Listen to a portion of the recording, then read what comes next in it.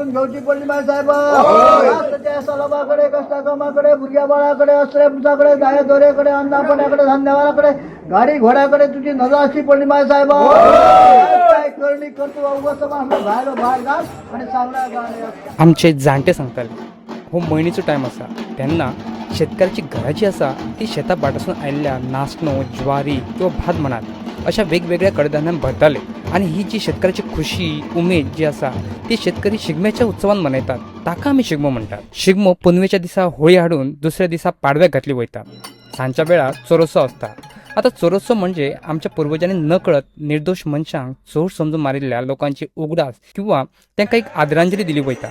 तिसऱ्या दिसा करवल्यो. जरी दादलो नाचलो, ढोल जरी बडयले तरी करवली उत्सव हो बायलेचो उत्सव. कोण म्हणटात बायलेक धर्तरेच्या रुपान शिगम्याक पुजली वयता, तर कोण म्हणटात हो उत्सव स्त्रीत्वाक आणि स्त्री प्रथे वेळार बायलेन समाजाक लागून केल्ल्या त्यागाक एक आदरांजली दिवपाक करवलीच्या रुपान बायलेक पुजली वयता.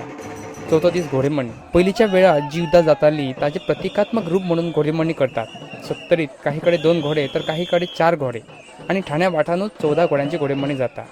सत्तरीत सगळ्यांत म्हत्वाची घोडेमोडणी म्हणजे ठाण्याची 7 भावांची घोडेमोडणी. 5वे दीस धुळवट आणि 6व्या दिसा न्हावणान शिगमो सोंपता.